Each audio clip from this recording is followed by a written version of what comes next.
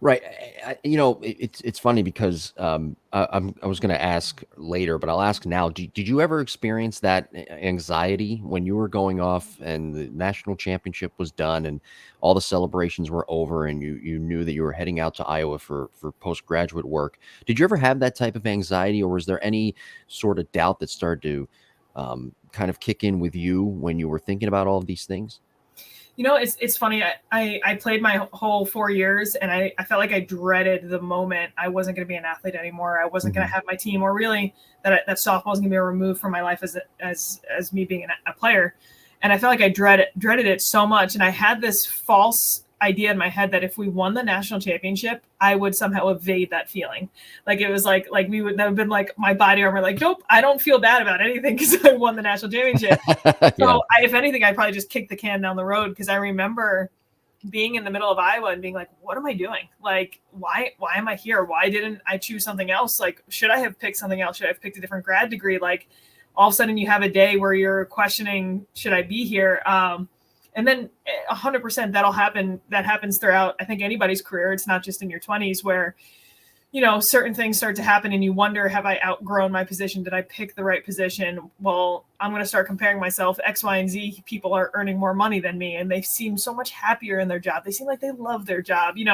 All those things come into play. I think it's very difficult to be completely immune from those at all times.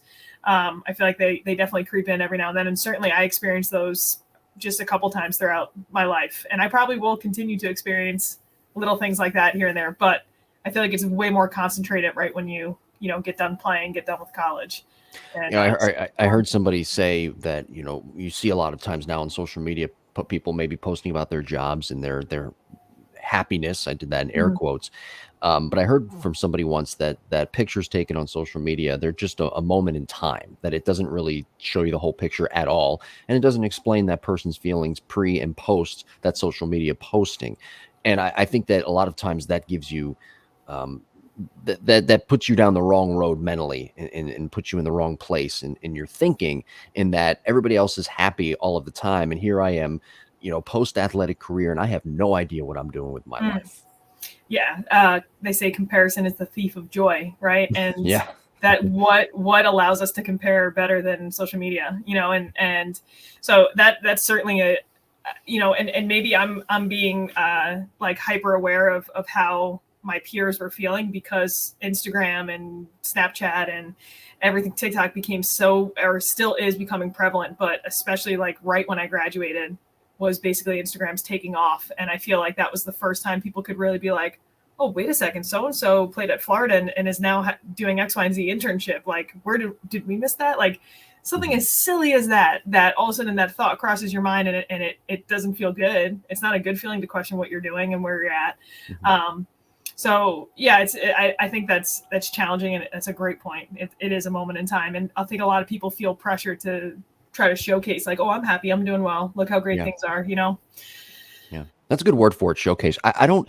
I got to tell you, and maybe it's just me. I don't mind people who post content. When you do it, I do it on social media, or even posts their job listings or their job titles in their social media biographies. What I do mind, though, is people who continually have to find a need.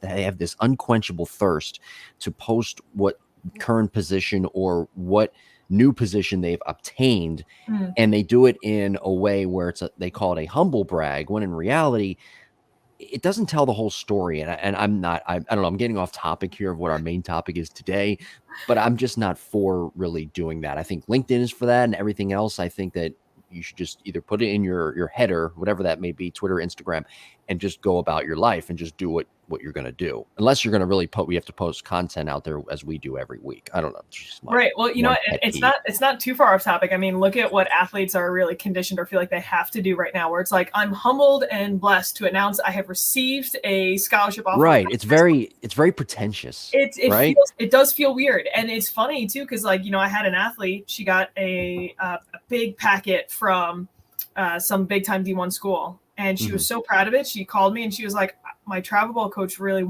says I have to post that on social media, like that I Mhm. got that, because then other schools will know.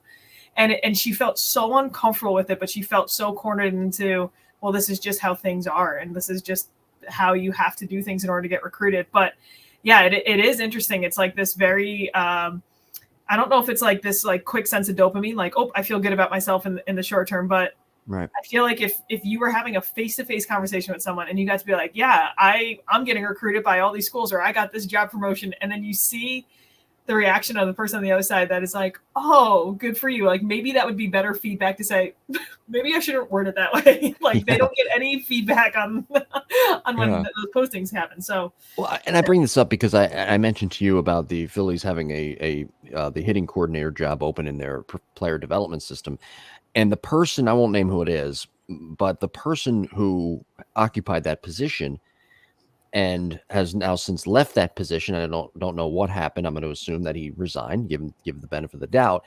He posted a big long message on social media as to why he left the position and this and that. And it's like, I don't know, it gets to a point where you say to yourself, and this is again the fallacy of social media, it's like, at least this is just me. I say, I'm like, who cares? You're done. You left. Okay, you moved on to the next thing.